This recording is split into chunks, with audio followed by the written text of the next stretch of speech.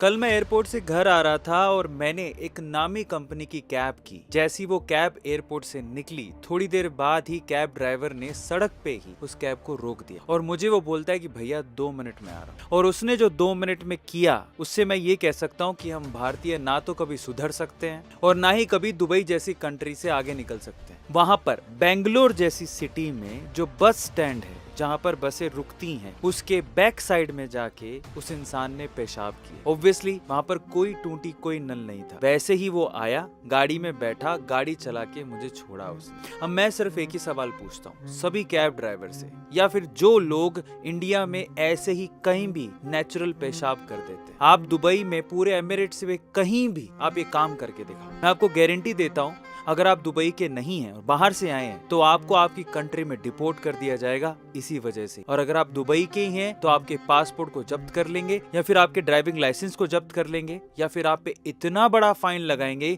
कि जब तक आप उस फाइन को भरते नहीं है आप रोड पर गाड़ी नहीं चला पाएंगे और अगली बार पेशाब तो कभी नहीं कर पाएंगे। लेकिन इंडिया में ऐसा कुछ नहीं, हम कहीं भी कभी भी खड़े होके पेशाब कर देते हैं। कब सुधरेंगे हम लोग? और क्या ऐसे ही हम चाइना और दुबई जैसी कंट्री से आगे निकल पाएंगे? अब कई लोग कहेंगे कि नेचर कोल था, कर लिया तो क्या हो गया, पेशाब करना कोई गुनाह थोड़ी है। अरे पेशाब करना गुनाह नहीं है, ना पेशाब आना गुनाह है। पेशाब को इसी तरह से पब्लिकली करना गुनाह है। आप दूसरों का ध्यान ही नहीं रख रहे, इनफैक्ट अपनी कंट्री का ध्यान नहीं रख रहे। इसलिए कहता हूँ कि एक बार बाहर की कंट्रीज में जाकर आओ जो डेवलप्ड है, जो बहुत ज्यादा प्रोग्रेस कर रही है। आपको समझ में आएगा कि वो अपने देश का और स्वच्छता का कितना ध्यान रखते हैं। देश इसी सोच से तरक्की करता है। हमको अपनी सोच को बदलना होगा अगर भारत को इन कंट्री से आगे निकलना है तो। आपको क्या लगता है, क्या ये सही है या गलत? कमेंट सेक्शन में जरूर लिखिएगा। मिलते हैं वीडियो में।